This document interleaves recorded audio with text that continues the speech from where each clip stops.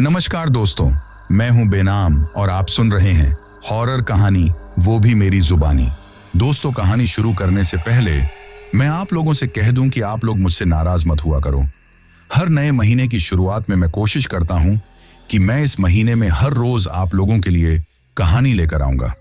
लेकिन कभी ना कभी घर में कुछ ऐसी प्रॉब्लम हो ही जाती है जिसकी वजह से मैं उस दिन आप लोगों के लिए कहानी नहीं लेकर आ पाता। पर अब इस फरवरी के महीने में मैं पूरी कोशिश करूंगा कि आप लोगों को एक भी दिन इंतजार ना करना पड़े। कल आप में से बहुत से लोगों के थोड़े गुस्से वाले और थोड़े नाराजगी वाले कमेंट आ रहे थे कि आप लोग मुझसे जितना प्यार करते हैं उतना मैं आप लोगों से नहीं करता। तो ऐसा आप लोग गलत सोच रहे हैं। साथ ही मेरा बीच बीच में गायब होने के पीछे का एक बहुत बड़ा कारण है, क्योंकि मैं आप लोगों के लिए इस महीने में कुछ थोड़ा सा अलग करने जा रहा हूं, जिसकी वजह से मुझे अपना थोड़ा बहुत समय उस तरफ भी देना पड़ता है। चलिए अब अपनी पर्सनल बातों को छोड़कर आज की कहानी को शुरू करते हैं। दोस्तों, आज की हमारी कहानी उत्तर प्रदेश के एक छोटे से गांव की रहने वाली एक महिला की है, जिनका नाम कांता है। तो चलिए अब ये कहानी कांता के पॉइंट ऑफ व्यू से सुनते हैं। लेकिन कहानी को शुरू करने से पहले, जैसा कि मैं आप लोगों से हमेशा कहता हूं कि वैसे तो आप लोगों ने बहुत सी हॉरर कहानियां सुनी होंगी, लेकिन मुझे पूरी उम्मीद है कि आज की हमारी ये कहानी सुनकर आपको सच में डर का एहसास होने वाला है। बस मेरी आपसे इतनी गुजारिश है कि आप अगर इस कहानी को पूरा सुनेंगे तो आपको सच में बहुत ज्यादा मजा आने वाला है। साथ ही अगर आप पहली बार हमारे इस चैनल पर आए हैं तो चैनल को अभी सब्सक्राइब कर लीजिए। ऐसा करने से हमारी और आपकी नजदीकियां बढ़ जाएंगी और आगे आने वाली वीडियो आप तक आसानी से पहुंच जाएगी। तो ज्यादा समय ना लेते हुए जल्दी से अपनी कहानी को शुरू करते हैं।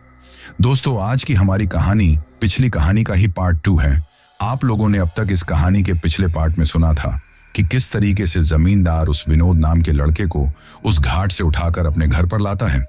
और अपने बेटे की तरह उसको पालने लगता है। लेकिन विनोद की जमींदार के बेटे की बहू यानी कि सरोज भाभी के ऊपर गंदी नजर पड़ जाती है और वो उनको हर रोज स्नान घर में बिना कपड़ों के नहाते हुए देखा करता था। उस वक्त वो हस्तक्रिया के द्वारा सरोज भाभी के साथ संभोग करने की कल्पना करते हुए अपने आप को संतुष्ट करने की कोशिश करता था। लेकिन एक दिन वो पकड़ा जाता है और उसके बाद उसको जमींदार उस गांव से बाहर निकाल देता है। लेकिन फिर जमींदार की सास यानी कि कांता की नानी की एक रहस्यमयी तरीके से मौत हो जाती है। और जब वो लोग अपनी नानी की सभी अंतिम क्रियाएं करके अपने घर पर वापस लौटते हैं तो उनको सरोज भाभी के सामने एक अजीब सी औरत बैठी हुई दिखाई देती है, जिसके बारे में सरोज भाभी बताती हैं कि वो पड़ोस के ही गांव में रहने वाली एक दाई माँ है। दरअसल उस वक्त सरोज भाभी पेट से थी और उनकी तबीयत खराब हो गई थी, तो इस वजह से उन्होंने उस दाई माँ को बुलाया था। लेकिन जब कांता की नजर उस दाई माँ के पैरों की तरफ पड़ती है तो उसके पैर किसी औरत की तरह के नहीं बल्कि किसी मर्द की तरह के दिखाई दे रहे थे। लेकिन इससे पहले कि कांता कुछ कर पाती, वो लंबा सा घूंघट निकाली हुई औरत वहां से चली जाती है। उसके बाद कांता सीधे जाकर जब बाथरूम में नहाने लगती है तो उसे बिल्कुल वैसा ही एहसास होता है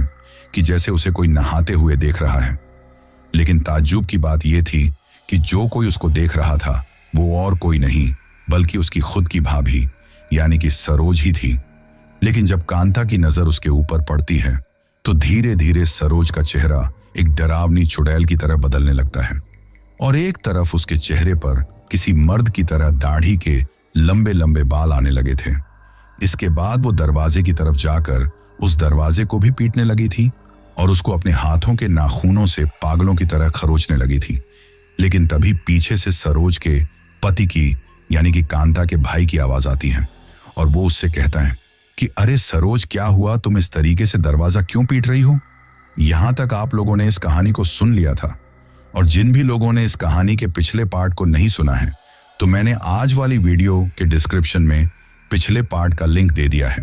तो आप लोग वहां से पिछले पार्ट को सुन सकते हो। क्योंकि जब तक आप इस कहानी के पहले पार्ट को नहीं सुनोगे तब तक आपको आगे की कहानी समझ में नहीं आएगी। तो चलिए अब उस घटना से आगे इस कहानी को कांता के पॉइंट ऑफ व्यू से ही शुरू करते हैं। उस दिन स्नान घर में मेरे साथ जब वो घटना हुई तो उस घटना के होने के बाद मुझे इस बात का एहसास हो गया था कि सरोज भाभी नॉर्मल नहीं है, बल्कि उनके साथ जरूर कुछ ऐसा है जो उनको ये सब हरकतें करने के लिए मजबूर कर रहा है। लेकिन यहां तक तो फिर भी सब कुछ ठीक था, पर उस वक्त जब मेरी और उनकी नजरें मिली थी और नजरें मिलने के बाद जब मैंने उनका वो आधे से ज्यादा चेहरा अच्छी तरीके से बदलता हुआ देखा था और आधे चेहरे पर जब उनके किसी मर्द की तरह दाढ़ी के बाल आने लगे थे, तो वो चीज मेरे लिए काफी ज्यादा खौफनाक थी,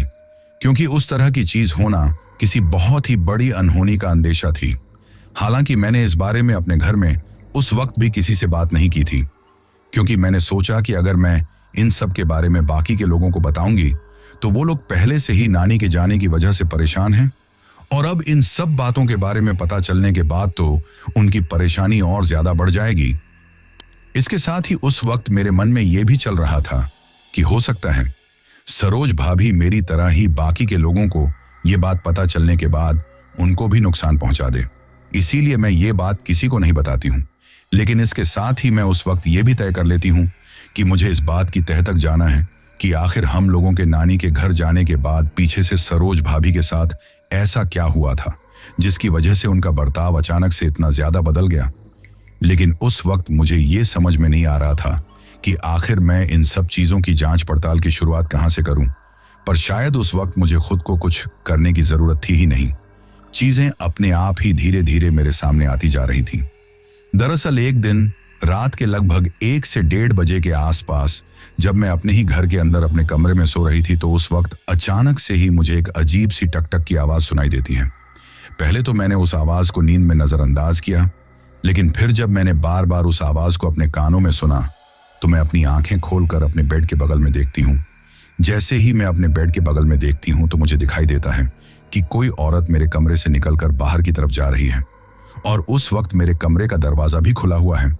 अब क्योंकि वो एक जमींदार का घर था तो जाहिर सी बात है कि वो गांव का सबसे बड़ा घर था। हमारे उस घर में काफी सारे कमरे थे और उन्हीं में से एक अलग कमरे में मैं रहा करती थी। लेकिन जब मैंने उस औरत को मेरे कमरे से बाहर जाते हुए देखा तो मैं सोचती हूँ कि आखिर ये अनजान औरत इतनी रात को मेरे कमरे के अंदर क्या कर रही थी। पर उस वक्त उस औरत को अपने कमरे में देखते ही मेरे दिमाग में वही बात आती है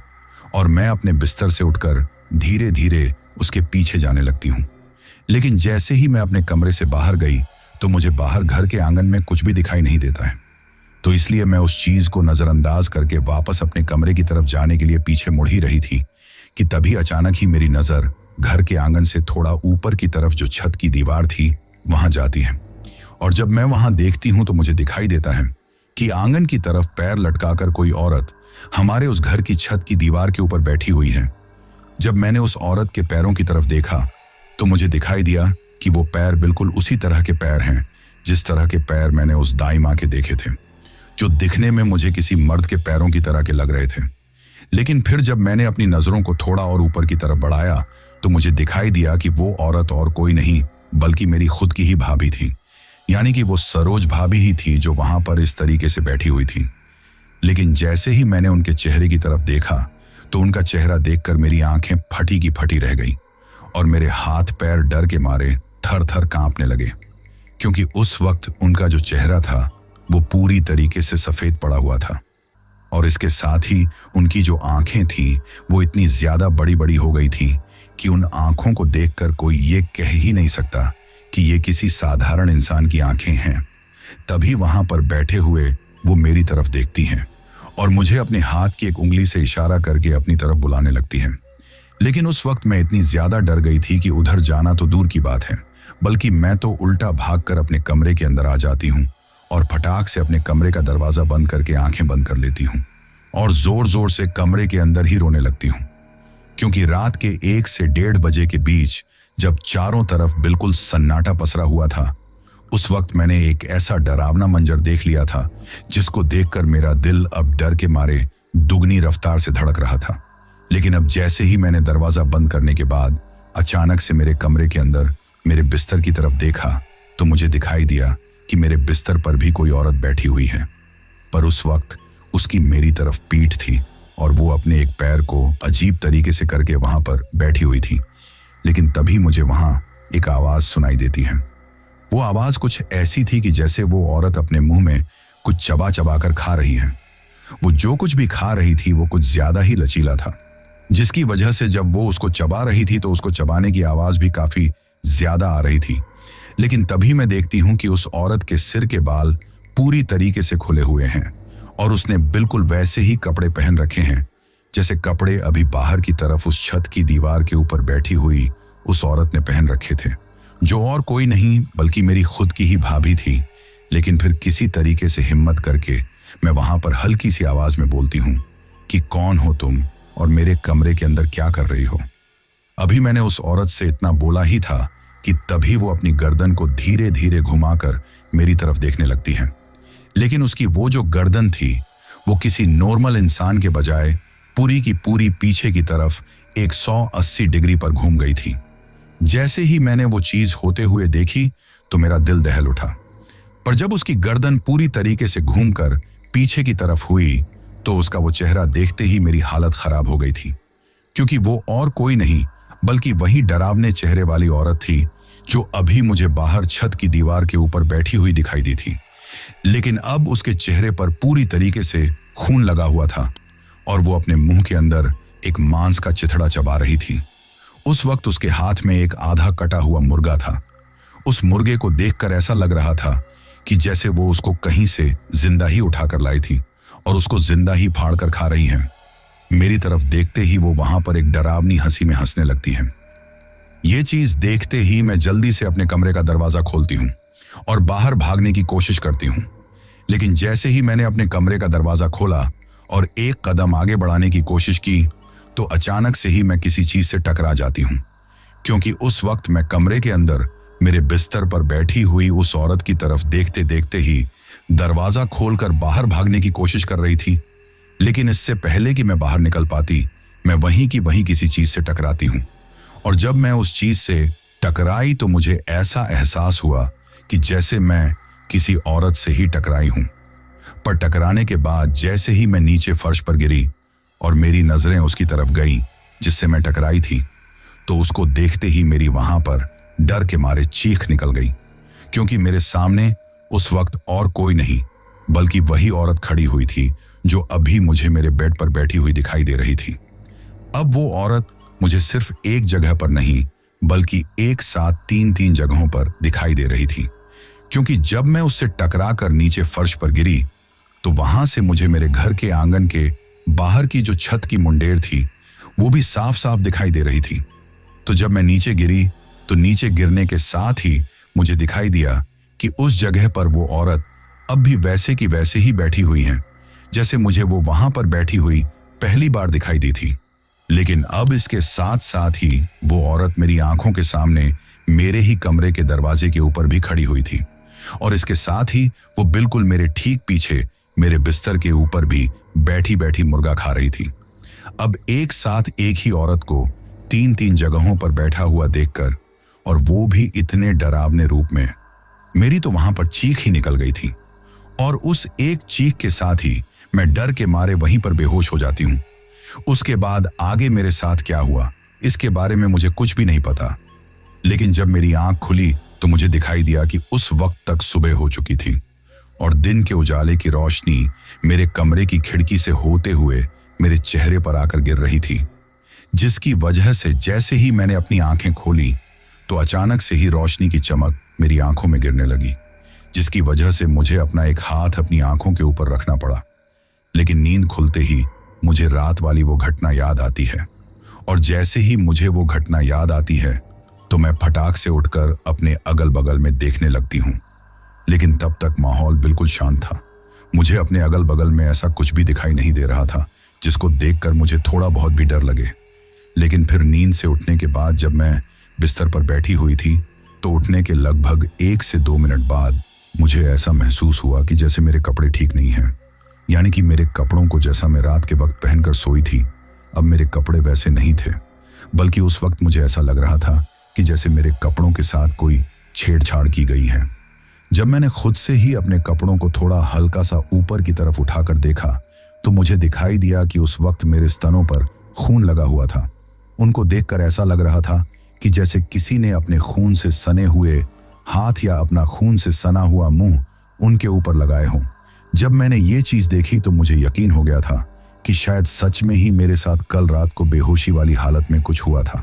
लेकिन सिर्फ ऊपर के कपड़े ही नहीं बल्कि नीचे के कपड़ों को देखकर भी मुझे ऐसा लग रहा था कि जैसे उनके साथ कुछ छेड़छाड़ की गई है। और बाद में जबरदस्ती उन कपड़ों को मुझे वापस से पहनाया गया है। इसीलिए मैं उठकर पहले तो अपने कमरे का दरवाजा बंद करती हूँ और फिर अपने शरीर पर जितने भी कपड़े मैंने उस वक्त पहन रखे थे उन सारे कपड़ों को उतारकर मैं आईने में अपने आप को देखने लगती हूँ। और जब मैंने अपने आप को बिना कपड़ों के आईने में देखा तो मुझे दिखाई दिया कि सिर्फ मेरे स्तनों पर ही नहीं बल्कि मेरे प्राइवेट पार्ट पर भी काफी सारा खून लगा हुआ था। और इसके साथ ही मेरी जांघों पर खून से सने हुए ऐसे निशान थे जैसे कि किसी ने अपने खून से लथपथ हाथों को मेरी जांघों के ऊपर बार बार सहलाया है, जिसकी वजह से उसकी हाथ की उंगलियों पर लगा हुआ वो खून मेरी जांघों पर भी लग गया था। अब जब मैंने ये चीज देखी तो मुझे यकीन हो गया था कि जरूर कल रात को मेरे साथ कुछ गलत हुआ है। लेकिन अब मैं इन सब के बारे में घर में किसी को कुछ बता भी नहीं सकती थी, क्योंकि जो कुछ भी मेरे साथ हुआ था उसका मेरे पास कोई प्रमाण भी नहीं था, और जो प्रमाण था उसको मैं घर के लोगों को दिखा नहीं सकती थी। इसीलिए मैं उस दिन सुबह उठते ही सबसे पहले नहाने के लिए जाती हूँ और अपने स्तनों पर और बाकी की जगहों पर वो जितना भी खून लगा हुआ था उसको पूरी तरीके से साफ करती हूँ। लेकिन जब मैं नहा रही थी तो उस वक्त मेरे दिमाग में सिर्फ एक ही बात चल रही थी कि कल रात को उस डरावनी औरत को एक साथ 3 जगहों पर देखकर जब मैं इतनी जोर से चिल्लाई थी तो किसी को मेरे चिल्लाने की आवाज सुनाई क्यों नहीं दी, क्योंकि बेहोशी में जाने से पहले की मेरे को सिर्फ वही एक घटना याद है। उसके बाद मेरे साथ क्या हुआ था इसके बारे में मुझे कुछ भी नहीं पता। लेकिन फिर जब से ये सब घटनाएं होना शुरू हुई थी उसके कुछ ही दिनों बाद सरोज भाभी का अचानक से ही गर्भपात हो जाता है और उनके पेट में जो बच्चा था वो बीच में ही खत्म हो जाता है। जब ये चीज हुई तो सरोज भाभी को इस चीज का काफी ज्यादा दुख हुआ और वो लगभग 3-4 दिनों तक लगातार होती ही रही। लेकिन रोते रोते अचानक से ही जब वो कभी कभी बीच में हंसने लगती थी तो ऐसा लगता था कि जैसे उनको उस चीज की वजह कुछ दुख नहीं बल्कि खुशी हो रही है। लेकिन जिस दिन से उनका गर्भपात हुआ था उसी दिन से धीरे धीरे उनकी तबीयत खराब होने लगी थी, और जब कभी भी वो मेरे पास बैठी रहती थी या फिर मेरे घर में कहीं दिखाई देती थी तो मुझे ऐसा लगता था कि जैसे वो खुद से ही कुछ बातें करती रहती हैं। हालांकि मैंने इन सब चीजों के बारे में उनसे 1-2 बार पूछने की कोशिश भी की थी, लेकिन जब भी मैं उनसे कुछ बात करने की कोशिश करती थी तो वो मुझे उस बात का थोड़ा गुर्राते हुए जवाब देती थी और मुझसे कहती थी कि तुझे क्या लेना है, मैं चाहे कैसे भी रहूं।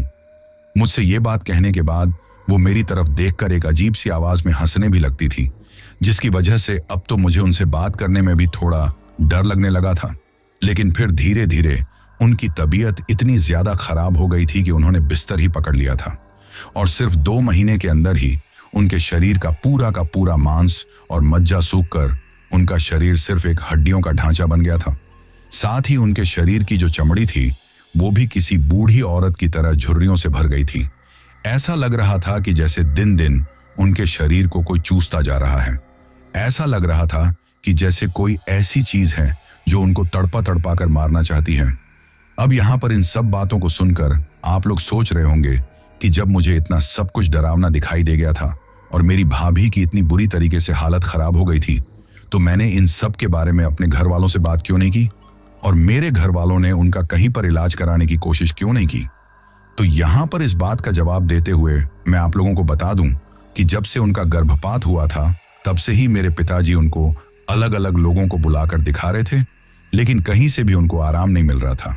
फिर जब मैंने मेरे पिताजी से कहा कि शायद इनको किसी वैद्य की नहीं बल्कि किसी बबूत की जरूरत है, क्योंकि मुझे ऐसा लगता है कि जैसे उनके ऊपर किसी ऊपरी चीज का साया है, तो मेरी ये बात सुनने पर मेरे पिताजी हमारे गांव के जो पंडित जी थे उनको हमारे घर पर बुलाते हैं। लेकिन जैसे ही उस दिन वो पंडित जी हमारे घर पर आए तो उनके आने के बाद मेरी भाभी वहां पर अजीब तरीके से जोर जोर से चीखने और चिल्लाने लगी। जो औरत अपने मुंह से ठीक तरीके से पानी भी नहीं पी पा रही थी और जिनके मुंह से खाने का एक भी निवाला पिछले 10 दिन से पेट के अंदर नहीं गया था, वो जब इतनी जोर जोर से चिल्लाने लगी तो उनको देखकर सभी को बहुत ज्यादा अचंभा हुआ, क्योंकि ऐसा लग रहा था कि जैसे वो तो बिल्कुल ठीक हैं, पर पंडित जी उनकी वो हालत देखकर समझ गए थे कि ये जो कुछ भी कर रही हैं ये अपनी मर्जी से नहीं कर रही हैं। इसी वजह से वो उनके करीब आए और फिर उनके गले में उन्होंने एक धागा बांध दिया। जैसे ही पंडित जी ने वो धागा सरोज भाभी के गले में बांधा तो उस धागे को बांधने के बाद वो वैसी हरकतें करना बंद कर देती हैं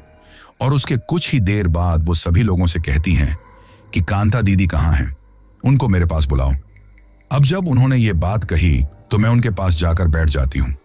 जैसे ही मैं उनके पास जाकर बैठती हूँ तो वो मेरा हाथ पकड़ लेती हैं और मुझे आंखों में आंसू भरकर कहती हैं कि जो कुछ भी मैंने आपके साथ किया है उसमें मेरा कोई वश नहीं था, बल्कि मैं किसी दूसरे के काबू में होकर वो सब चीजें कर रही थी। पर अब मेरे पास ज्यादा वक्त नहीं है, क्योंकि कल शाम तक मैं आप लोगों को छोड़कर हमेशा हमेशा के लिए चली जाऊंगी। लेकिन मैं आप लोगों को छोड़कर जाना नहीं चाहती हूँ। मुझे बचा लो। वो वापस लौट आया है और अब वो मुझे अपने साथ लेकर जाना चाहता है, पर मैं उसके साथ बिल्कुल भी नहीं जाना चाहती।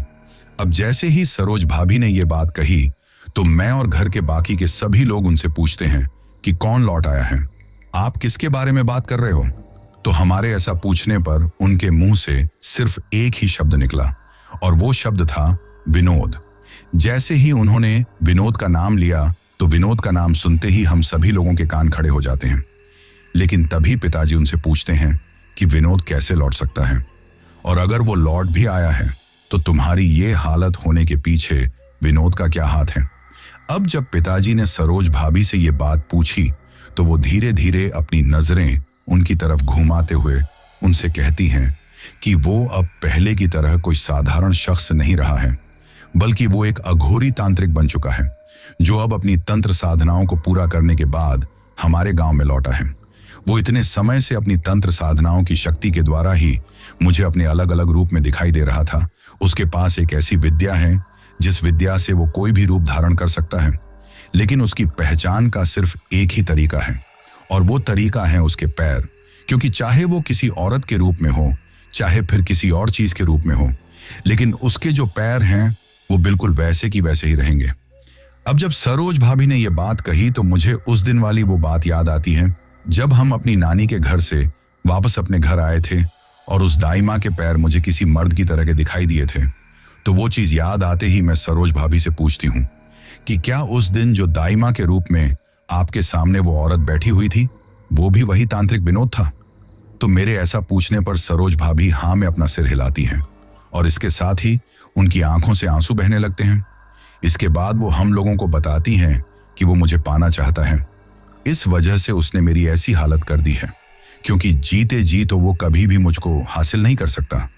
इस वजह से वो मेरे मरने के बाद मेरी आत्मा को अपने काबू में करेगा और फिर मुझको वापस से अपने उस यौवन वाले रूप में जिंदा करके मेरे साथ अपनी हवस की भूख को शांत करेगा। इसीलिए मैं आप लोगों से कह रही हूं कि कल दिन ढलने के साथ ही मैं तुम सभी लोगों को छोड़कर चली जाऊंगी,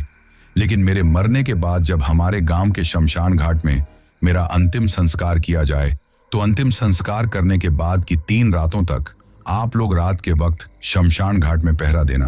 क्योंकि विनोद वहां पर मेरी आत्मा को काबू में करने के लिए अपनी तंत्र क्रिया का प्रयोग करेगा, और इसके लिए उसे शमशान घाट में मेरी जलती हुई चिता के पास आना ही होगा। उसको पकड़ने का और उसको खत्म करने का आप लोगों के पास सिर्फ वही एक मौका रहेगा। लेकिन आप लोग इस बात का ध्यान रखना कि जब तक वो अपनी तंत्र क्रिया की चरम सीमा तक नहीं पहुंच जाए तब तक आपको उसके साथ कुछ भी नहीं करना है, क्योंकि उसकी तंत्र क्रिया शुरू होने से पहले ही अगर आप लोगों ने उसको पकड़ने की कोशिश की तो आप उसको नहीं पकड़ पाओगे,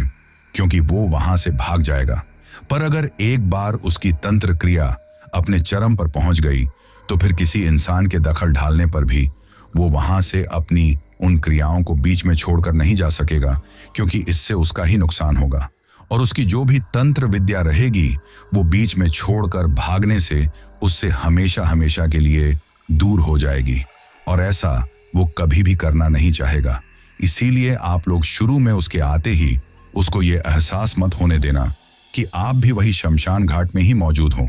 बल्कि आप किसी ऐसी जगह पर छुपकर उसके आने का इंतजार करना जहां से आप उसको देख सको, लेकिन वो आपको ना देख सके। ये बात कहते कहते ही सरोज भाभी की सांसें उखड़ने लगी थी और वो काफी जोर जोर से सांस ले रही थी। उनकी वो हालत देखकर पंडित जी हम लोगों की तरफ इशारा करते हैं और फिर हम लोगों में से कोई भी उनसे आगे कुछ भी सवाल नहीं करता है।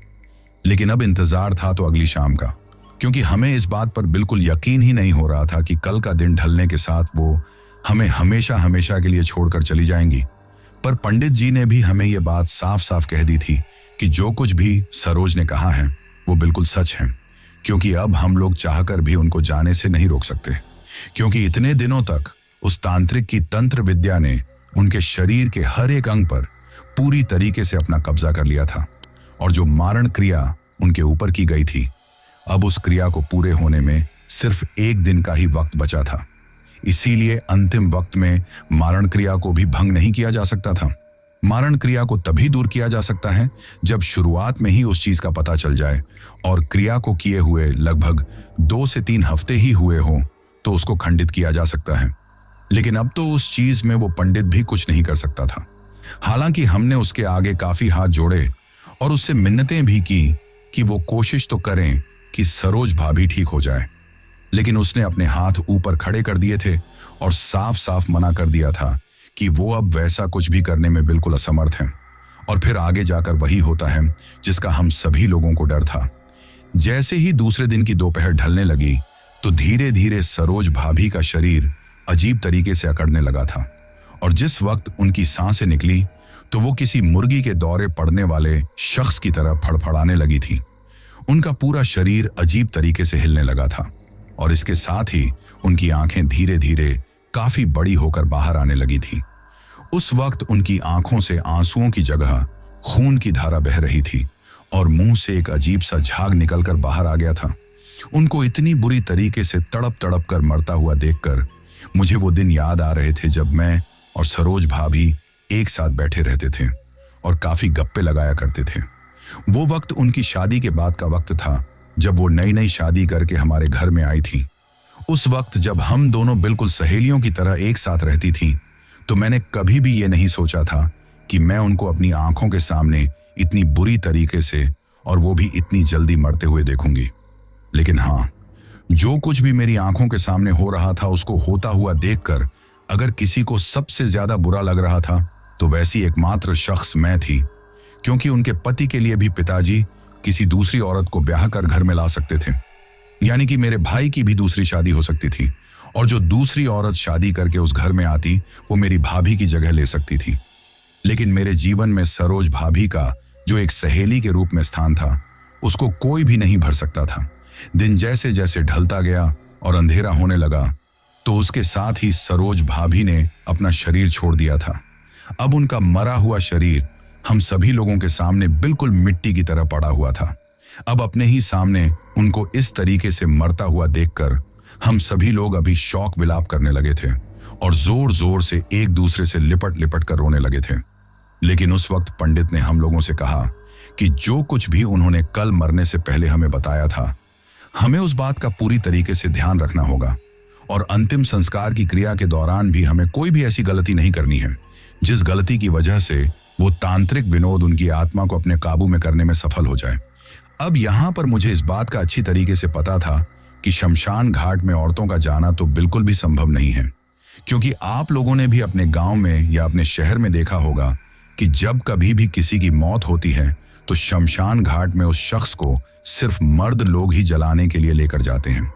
चाहे फिर किसी औरत की मौत हुई हो या फिर किसी मर्द की मौत हुई हो। तो इसीलिए जब अगले दिन उनका अंतिम संस्कार किया गया तो मैं शमशान घाट में तो नहीं जा पाती हूँ, लेकिन वो जो पंडित जी थे उन्होंने हम सभी घर वालों से ये बात साफ साफ कह दी थी कि जो कुछ भी मरने से पहले सरोज ने हम लोगों से बातें कही थी वो हमारे घर के अलावा बाहर किसी भी शख्स तक नहीं पहुंचनी चाहिए, क्योंकि हो सकता है गांव का ही कोई शख्स उस तांत्रिक विनोद से मिला हुआ हो और वो सारी बातें उसको जाकर बता दें। इसीलिए हम सबको अकेले ही आगे की बातों का ध्यान रखना होगा। अब जब अगले दिन सुबह के वक्त सरोज भाभी का अंतिम संस्कार किया गया तो अंतिम संस्कार करने के बाद पिताजी ने कुछ 1-2 लोगों को शमशान घाट में ही छोड़ दिया था, और जब सभी लोग घर पर आकर नहाने धोने का काम करके फ्री हो गए थे तो फिर अब हम शाम होने का इंतजार करने लगे थे, क्योंकि जिस दिन सरोज भाभी की मौत हुई थी उसके 2 दिन बाद अमावस्या थी। तो इसीलिए पंडित ने हम लोगों को बताया था कि अगर वो तांत्रिक आएगा तो अमावस्या की रात तक जरूर आ जाएगा, क्योंकि अमावस्या के दिन तो उसको आना ही पड़ेगा। अगर वो उन 2 दिनों में नहीं आया तो फिर तीसरे दिन वाली रात को जरूर आएगा। इसीलिए हम लोग ये तय करते हैं कि जैसे ही दिन ढलने के बाद हल्का सा अंधेरा होगा तो हम गांव वालों से अपनी नजरें छुपाकर शमशान घाट में चले जाएंगे। लेकिन अब क्योंकि घर पर सरोज भाभी की शोक सभा चल रही थी और पूरे दिन पिताजी के जान पहचान वाले और गांव वाले लोग घर पर आते रहते थे।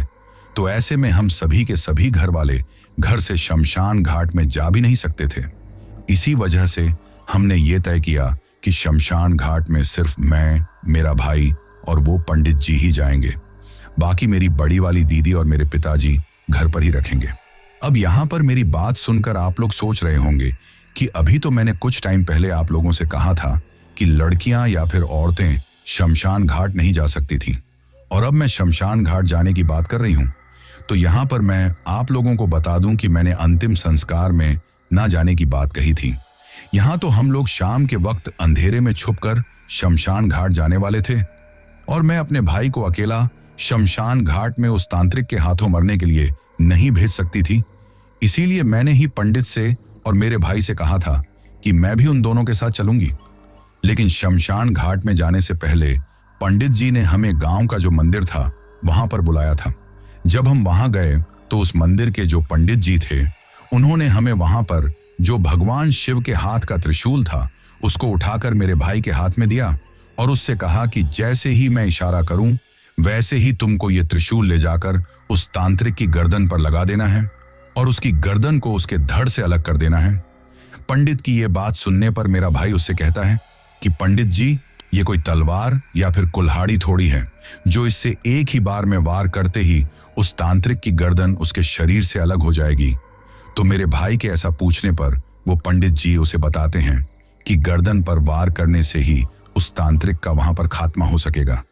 अगर हमने पीठ पर या बाकी के उसके शरीर के किसी भी हिस्से पर वार करने की कोशिश की तो एक बार में वो मरने वाला नहीं है, और पहला वार होते ही वो सचेत हो जाएगा और वहां से गायब हो सकता है। इसीलिए हमें सीधा उसकी गर्दन के ऊपर ही वार करना है। अब हम लोग जब शमशान घाट पहुंचे तो मेरा भाई और वो पंडित तो थोड़े आगे जाते हैं, लेकिन मैं शमशान घाट के गेट के थोड़ा बगल में ही जो एक बड़ा सा पीपल का पेड़ था उस पीपल के पेड़ के ऊपर चढ़कर बैठ गई थी। हालांकि उस वक्त मुझे वो सब कुछ करने में काफी ज्यादा डर तो लग रहा था, लेकिन जिस तरीके से मैंने अपनी आंखों के सामने तड़प तड़प कर अपनी सहेली को और अपनी भाभी को मारते हुए देखा था, उसके बाद मैं नहीं चाहती थी कि वैसा फिर से हमारे घर में किसी के साथ हो। क्योंकि उस विनोद ने हमारे गांव से कुछ साल पहले जब पिताजी ने उसको निकाला था तो जाते वक्त उसने पिताजी से कहा था कि वो सभी लोगों से इस बात का बदला लेगा। तो उसकी उस बात को याद करके मेरे मन में ये डर था कि कहीं भाभी के बाद वो हमारे घर में किसी दूसरे शख्स को नुकसान न पहुंचा दें। इसीलिए हम कैसे भी करके उस तांत्रिक का खात्मा करना चाहते थे, जिसके चलते मुझे उतनी हिम्मत करके वो सब कुछ करना पड़ रहा था, क्योंकि मेरा भाई भी उतना ज्यादा दिलेर इंसान नहीं था कि वो अकेले ही सब कुछ संभाल सके। अब जिस रात पहली बार हम लोग शमशान घाट में गए तो पूरी रात इंतजार करने के बाद भी वो तांत्रिक वहां पर नहीं आया था, और दूसरी रात को भी बिल्कुल वैसा ही हुआ।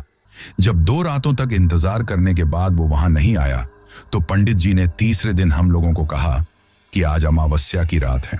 तो आज की रात वो तांत्रिक शमशान घाट में जरूर आएगा, क्योंकि ये उसके पास सरोज की आत्मा को अपने वश में करके उसके शरीर को पाने का अंतिम मौका है, और वो किसी भी हालत में इस मौके को गंवाना नहीं चाहेगा। शायद हो सकता है वो अमावस्या की रात का ही इंतजार कर रहा हो, क्योंकि अमावस्या की रात को ही ये जो तंत्र मंत्र और काली शक्तियां होती हैं ये काफी ज्यादा काम करती हैं। इसीलिए उसके आज वहां पर आने के पूरे पूरे चांस हैं। अब तीसरी रात को भी हम तीनों दिन ढलते ही गांव वालों की नजरों से अपने आप को बचाकर शमशान घाट में पहुंच गए थे, और मैं ठीक वैसे ही उस पीपल के पेड़ की टहनी पर जाकर बैठ गई थी, जहां से मुझे वो पूरा का पूरा शमशान घाट बिल्कुल साफ साफ दिखाई दे रहा था। लेकिन नीचे से कोई भी शख्स मुझे उस पीपल के पेड़ पर बैठा हुआ नहीं देख सकता था। अब जैसे जैसे धीरे धीरे दिन ढलने के बाद रात होने लगी तो लगभग 10 से 11 बजते ही उस रात काफी तेज तेज हवाएं चलने लगी थीं, और कुछ ही देर में आसमान में काले बादल छा गए थे। उन बादलों को देखकर ऐसा लग रहा था कि शायद थोड़ी ही देर में बारिश आने वाली है, और फिर होता भी कुछ वैसा ही है। कुछ ही देर में मूसलाधार बारिश स्टार्ट हो जाती है, और उसके साथ ही काफी तेज गति में हवाएं चलने लगी थीं। उन हवाओं की वजह से वो शमशान घाट के अगल बगल में जो भी बड़े बड़े पेड़ थे उनकी पत्तियों से काफी डरावनी आवाजें आ रही थीं। जब भी वो पत्तियां हवा की वजह से एक साथ हिलती थीं तो ऐसा माहौल बन जाता था कि जैसे कोई बहुत ही शैतानी और काली शक्ति वहां पर आने वाली है। हालांकि फिर कुछ ही देर बाद जब मैं उस पीपल के पेड़ पर बैठी हुई थी तो मुझे दूर से कोई शख्स एक काली कंबल ओढ़े हुए वहां आता हुआ दिखाई देता है। जैसे ही वो शख्स मुझे वहां आता हुआ दिखाई देता है तो मैं मेरे भाई को और उस पंडित को छुप जाने का इशारा करती हूँ, क्योंकि उन लोगों को तो इस बात का पता था कि मैं पीपल पर कौन सी जगह पर बैठी हुई हूँ और उनकी और मेरी नजरें तो पहले से भी मिली हुई थी। उन लोगों ने मुझे वहां पर बैठाया ही इसलिए था ताकि दूर से जब मुझे कोई आता हुआ दिखाई दे तो मैं उन लोगों को इशारा कर दूं। लेकिन जिस किसी शख्स को मेरे बारे में पता नहीं था कि मैं वहां पर बैठी हुई हूं, वो मुझे कभी भी वहां पर बैठा हुआ नहीं देख सकता था। अब वो कंबल ओढ़ा हुआ इंसान जैसे ही शमशान घाट के अंदर आता है तो वहां आते ही उसने अपने ऊपर ओढ़ी हुई उस कंबल को हटा दिया था और वो बारिश में भीगते हुए ही शमशान घाट में जो सरोज भाभी की चिता थी उसकी तरफ जाने लगा था। हालांकि अब तक चिता की आग काफी ज्यादा शांत हो चुकी थी, पर फिर भी उसमें से कुछ अंगारे अब भी तीसरे दिन रात होने के बावजूद भी धधक रहे थे। शमशान घाट में चिता के ऊपर तो छत बनाई गई थी जिसकी वजह से बारिश की बूंदें चिता के ऊपर नहीं पड़ रही थी, लेकिन अब जैसे ही उस तांत्रिक ने वहां जाकर वो कंबल हटाई और धीरे धीरे घूमकर वो उस चिता के पास जाकर खड़ा हुआ तो मुझे उसका हुलिया दिखाई देता है। और जैसे ही मुझे उसका हुलिया दिखाई देता है तो मुझे कुछ याद आता है। दरअसल वो तांत्रिक और कोई नहीं बल्कि वही था जो उस दिन मेरे साथ बस में बैठा हुआ था जब मैं अपनी नानी के घर से अपने गांव लौट रही थी, और जिसने मेरे गांव के रास्ते पर चलते हुए मेरा पीछा किया था। जब मैंने उससे ये बात पूछी थी कि वो मेरा पीछा क्यों कर रहा है तो वो अपने नीचे के सारे कपड़े हटाकर मेरे सामने बिल्कुल निर्वस्त्र होकर नग्न हालत में आ गया था। और जब मैंने उसको नग्न हालत में देखा था तो उसके जननांग को देखकर मुझे ऐसा लगा था कि जैसे मैंने ऐसा तो पहले भी कहीं देखा है। तो अब उसी तांत्रिक को वहां शमशान घाट में देखकर मुझे पक्का यकीन हो गया था कि शायद उस दिन ये विनोद ही था जो मेरा पीछा कर रहा था। लेकिन इतने सालों में उसका हुलिया पूरी तरीके से बदल चुका था, क्योंकि उसने सिर पर औरतों की तरह काफी लंबे लंबे बाल बढ़ा रखे थे और चेहरे पर भी उसके सीने तक की दाढ़ी बढ़ी हुई थी। साथ ही वो अपने पूरे शरीर पर सिर्फ एक ही कपड़ा लपेट कर रखता था जो कि नीचे की तरफ था, यानी कि वो पूरी तरीके से एक अघोरी की वेशभूषा में दिखाई दे रहा था। रात के लगभग 11 बजे वहां आने के बाद वो अपनी तंत्र क्रियाओं को वहां पर शुरू करने लगा था। जब वो अपनी तंत्र क्रिया शुरू करने लगा और उसकी तंत्र क्रिया के प्रभाव से वहां पर जो जो चीजें होती गई उनको देखकर मेरी तो रूह ही कांप गई थी। लेकिन मैंने अपने मुंह पर हाथ रख लिया था ताकि गलती से भी मेरे मुंह से डर के मारे आवाज ना निकल जाए। तभी मैंने देखा कि जैसे ही उसने वहां जाकर तंत्र क्रिया शुरू की तो धीरे धीरे जो चिता की लकड़ियां और बाकी का सामान जलकर राख हो गया था,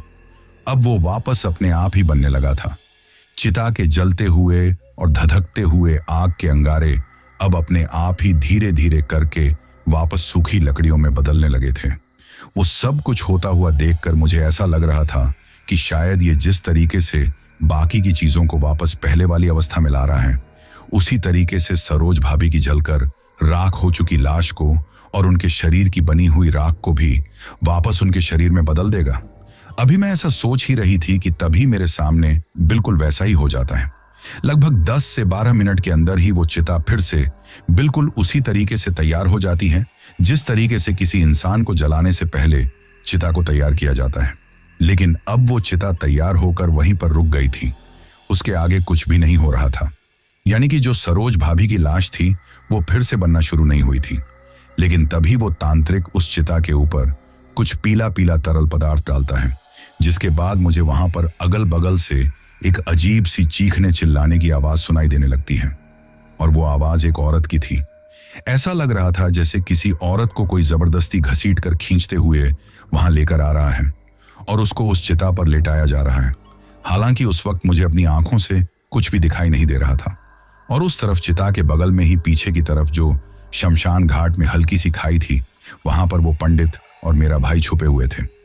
लेकिन अब जैसे ही उस तांत्रिक ने वहां पर वो पीला पीला तरल पदार्थ और उस चिता के ऊपर डाला तो उसके बाद धीरे धीरे करके राख में बदल चुकी हड्डियां अब अपने आप ही जुड़ने लगी थीं और कुछ ही देर में एक इंसानी कंकाल का ढांचा वहां पर बनकर तैयार हो गया था। उस कंकाल को देखकर ऐसा लग रहा था कि जैसे अभी सच में थोड़ी ही देर में यहाँ पर सरोज भाभी वापस जिंदा हो जाएंगी, क्योंकि उस कंकाल के ऊपर पैरों की तरफ से धीरे धीरे अपने आप ही मांस, मज्जा और चमड़ी छड़ने लगी थी। ऐसा लग रहा था कि जैसे उस कंकाल को कोई इंसानी खोल पहना रहा है। लेकिन उस वक्त जब ये सब चीजें हो रही थीं, तो उस शमशान घाट में एक औरत की दबी दबी सी रोने की आवाज गूंज रही थी। जब मैंने ध्यान लगाकर उस आवाज को महसूस किया, तो उस आवाज को सुनकर ऐसा लग रहा था कि जैसे वो आवाज सरोज भाभी की ही है। उस वक्त मुझे इस बात पर जरा भी यकीन नहीं हुआ कि मरने के बाद भी इंसान को इतना कुछ झेलना पड़ता है। मैं तो शायद उस वक्त कल्पना ही कर पा रही थी कि सरोज भाभी की आत्मा को कितना दुख दर्द झेलना पड़ रहा होगा, लेकिन वास्तव में जो कुछ उनके साथ हो रहा था उसको वही महसूस कर सकती थी। इसके बाद देखते ही देखते वहां पर उनकी वो पूरी की पूरी लाश किसी जिंदा इंसान के रूप में बदल जाती है, और उनको देखकर ऐसा बिल्कुल भी नहीं लग रहा था कि जैसे आज से 3 दिन पहले लोग इनको जलाकर यहां से चले गए थे,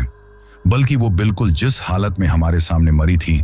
बिल्कुल वैसे की वैसे ही वापस से तैयार होकर अब उस चिता के ऊपर पड़ी हुई थी।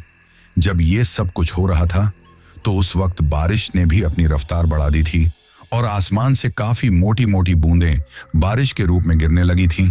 इसके साथ ही उस वक्त हवा भी इतनी तेज चलने लगी थी कि जिस टहनी पर उस पीपल के पेड़ के ऊपर मैं बैठी हुई थी,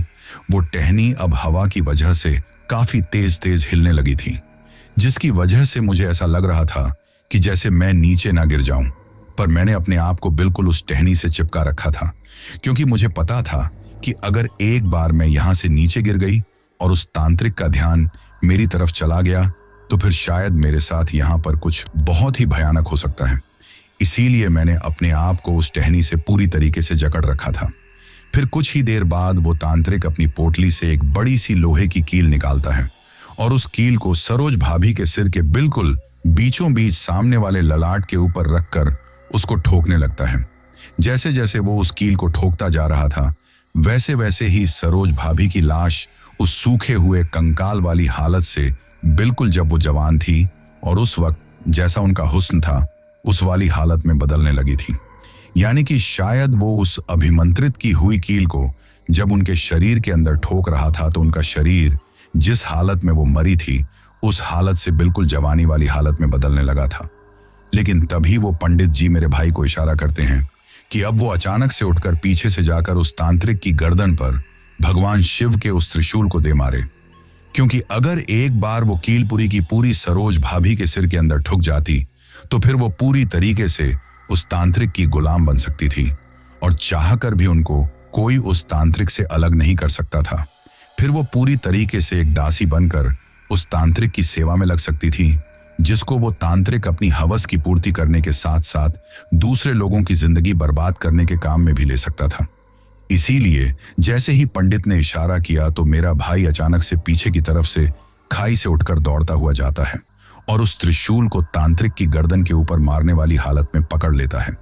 लेकिन शायद तब तक उस तांत्रिक को मेरे दौड़ते हुए भाई के कदमों की आवाज सुनाई दे गई थी। इसी वजह से उसको एहसास हो गया था कि कोई पीछे से दौड़कर उसकी तरफ आ रहा है,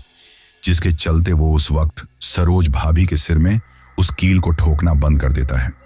और अचानक झट से पीछे की तरफ पलटकर देखता है। लेकिन जैसे ही वो पीछे की तरफ पलटकर देखता है, उसके साथ ही उसके गले में बिल्कुल सामने की तरफ से मेरा भाई उस त्रिशूल को ले जाकर घुसा देता है। जैसे ही त्रिशूल उसकी गर्दन पर लगता है, तो उसकी गर्दन उसके धड़ से अलग होकर गिर जाती है और वहां पर उसके शरीर से एक काला काला खून फुदकते हुए बाहर निकलने लगता है। लेकिन तभी पंडित भी उस खाई से उठकर दौड़ता हुआ वहां आता है और फिर उस तांत्रिक के सिर कटे हुए धड़ को वहां से घसीटते हुए दूर लेकर जाता है, क्योंकि गलती से भी अगर एक बार भी उस तांत्रिक का वो कटा हुआ सिर और धड़ एक दूसरे से टच हो जाते, तो वो वापस जिंदा हो सकता था। इसके बाद वो पंडित उसके सिर को उठाकर दूसरी तरफ रख कर आते हैं, लेकिन तब तक वो कील आधी से ज्यादा सरोज भाभी के सिर में ठुक चुकी थी, जिसकी वजह से उनकी आंखें हल्की हल्की खुल गई थी और उनके शरीर में अजीब सी हरकत होने लगी थी। उस चीज को देखकर मेरा भाई भावुक हो गया, क्योंकि उसको ऐसा लगा कि शायद उसकी बीवी वापस लौट आई है और वो उसको अपने साथ घर लेकर जा सकता है। लेकिन तभी पंडित ने उसे समझाया कि वो ऐसी भूल ना करें, क्योंकि वो उसकी पत्नी नहीं है। बल्कि वो तांत्रिक अपनी उस अभिमंत्रित की हुई कील में एक दूसरी शक्ति को लेकर आया था, जिससे जैसे ही वो शक्ति उसके शरीर के अंदर जाती तो वो शक्ति सरोज भाभी की आत्मा को उस शरीर के अंदर डालकर हमेशा हमेशा के लिए उस तांत्रिक की दासी बना देती। और वो क्रिया उस वक्त आधी से ज्यादा पूरी हो चुकी थी। इसीलिए पंडित ने हमें बताया कि अगर हम इस कील को पूरा ठोक कर भी सरोज को जिंदा करने की कोशिश करेंगे तो वो हमारी वाली सरोज नहीं रहेगी, बल्कि वो उस तांत्रिक की दासी बन चुकी होगी। अगर ऐसे में उसने अपने गुरु के यानी कि उस तांत्रिक के सिर को उसके धड़ से अलग देखा तो फिर वो यहां पर जो सर्वनाश बचाएगी उसकी शायद कोई कल्पना भी नहीं कर सकता, क्योंकि वो उसकी मौत का बदला हम लोगों से लेगी। इसीलिए उन पंडित जी ने वहीं के वहीं फिर से उस चिता को आग लगा दी और एक बार फिर से सरोज भाभी का शरीर आग में जलकर राख हो गया। लेकिन फिर उसके बाद उस पंडित ने उस तांत्रिक की लाश को भी उठाकर जलती हुई चिता में ही फेंक दिया था।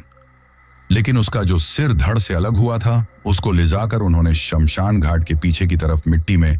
काफी गहरा गड्ढा खोदकर उसके अंदर दफना दिया था। लेकिन उस वक्त जो लोहे की कील उस तांत्रिक ने सरोज भाभी के सिर में ठोकी थी, वो कील तो उस आग में जलकर राख नहीं हो सकती थी।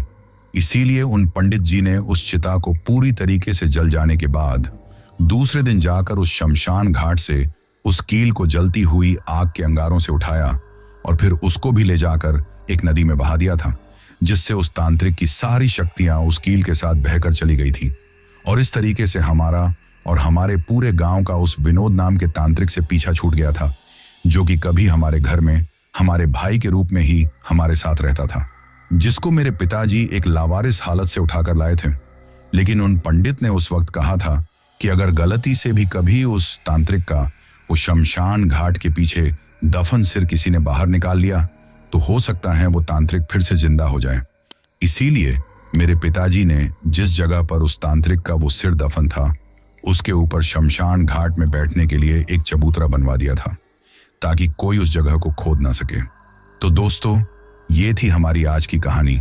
कहानी आपको कैसी लगी ये आप मुझे कमेंट बॉक्स में कमेंट करके जरूर बताना। दोस्तों, इसके बाद हमारा वही सिलसिला शुरू करते हैं जिसके बारे में मैंने आपको कहा था, और जिन जिन लोगों ने भी पिछली स्टोरी सुनने के बाद कमेंट करके अपना नाम और जगह बताई थी, अब मैं उन लोगों के नाम लेता हूं।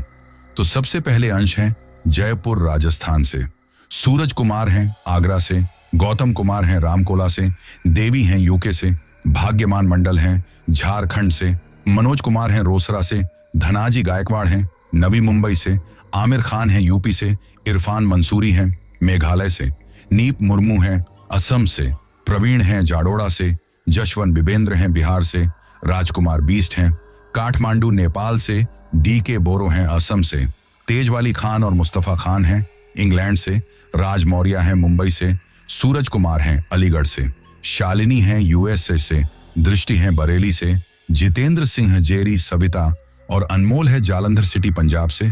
प्रिया ईशा और किरण है बदलापुर महाराष्ट्र से, माया शर्मा है मॉरिशस से, उमेश है नेपाल से, उमा शंकर है सीतामढ़ी से, कारण है आजमगढ़ से, विधान गोंडुले हैं छतरपुर महाराष्ट्र से, विक्रम है मेघालय से, दिलीप गोहिल है गुजरात से, कृपाकरण है बेंगलुरु से, पंख वैष्णव है भीलवाड़ा राजस्थान से, अयूब खान है रायबरेली उत्तर प्रदेश से, नीरज प्रजापति है भरतपुर राजस्थान से, दिलीप छेत्री है कोलकाता से, पिंटू दे है असम से, सूरज प्रताप है मुरैना से, तारीख बलोच है ईरान से, रामाणाई है उड़ीसा से, राजेंद्र और सुरेंद्र है उड़ीसा से, गोलू भदौरिया है भोपाल से, अपर्णा कांबले हैं बदलापुर महाराष्ट्र से, सिपा बरार है बठिंडा पंजाब से, धर्मेंद्र चौहान है होशियारपुर पंजाब से, नरेंद्र सिंह, कृतिका सिंह, दिव्यांश सिंह और अंशिका सिंह है सुजानगढ़ राजस्थान से, प्रवेश कुमार है उड़ीसा से, हेम कुमार है कठबजरा से, जितेंद्र कुमार है बरेली से, ललित राज है किसी गुमनाम जगह से, राजीव, दिया, तनु और परी है मुंबई, राजवीर बन्ना है दूदू जयपुर राजस्थान से, मोनालिशा मिश्रा है उड़ीसा से, नितिन कुमार हैं यूपी से, रॉकी हैं दुबई से, रोहित सिंह हैं गोंडा से, अर्शप्रीत सिंह हैं लुधियाना पंजाब से, मुस्कान शेख हैं मुंबई से, राजेश तिवारी हैं रायबरेली उत्तर प्रदेश से, लक्ष्मण सिंह हैं पंजाब से, कृष्णा ठाकुर हैं मुंबई से, लाल बाबू हैं कोलकाता से, जीशान अहमद हैं महाराष्ट्र से, अली डिजास्टर हैं लाहौर पाकिस्तान से, आस्तिक थापा हैं हिमाचल प्रदेश से,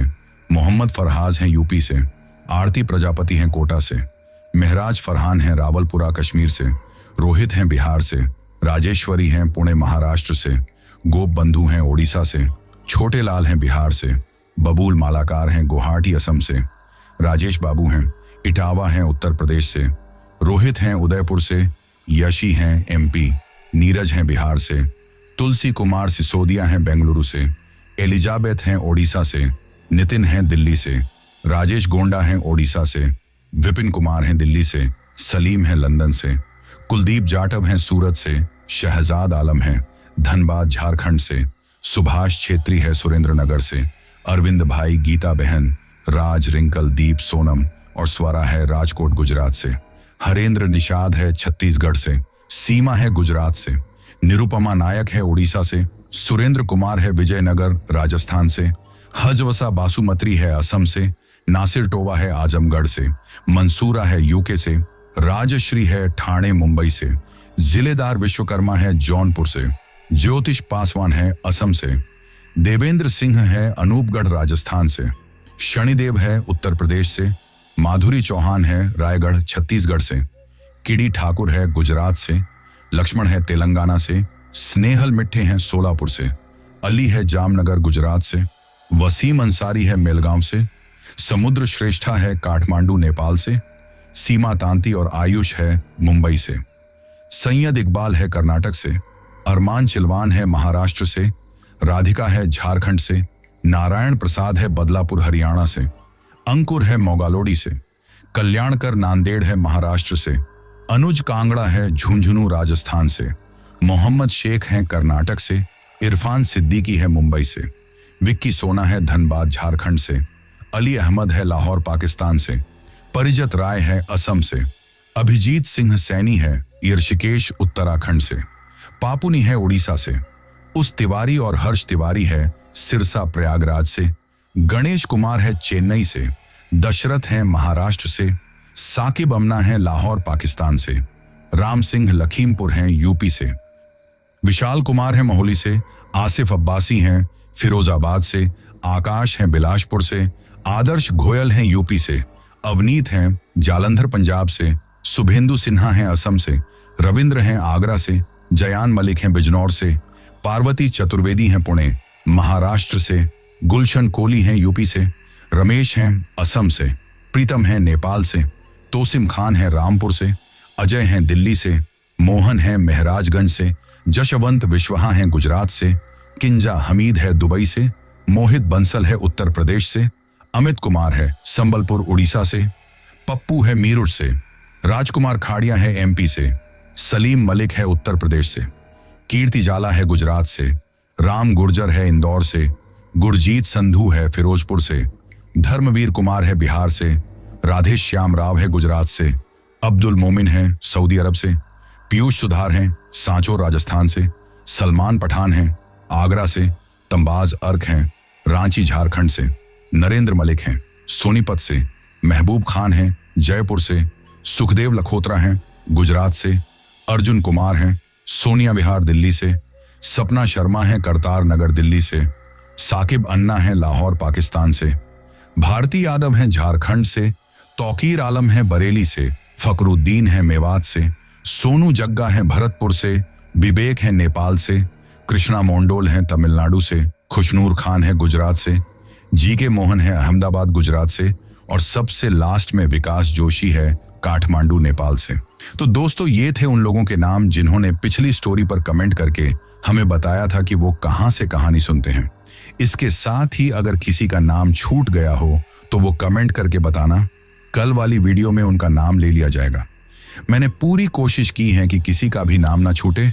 इसके साथ ही अगर अभी तक भी आप लोगों ने चैनल को सब्सक्राइब नहीं किया है तो जल्दी से चैनल को सब्सक्राइब कर लो, क्योंकि आपका ये छोटा सा सहयोग मेरे लिए बहुत ज्यादा मायने रखता है।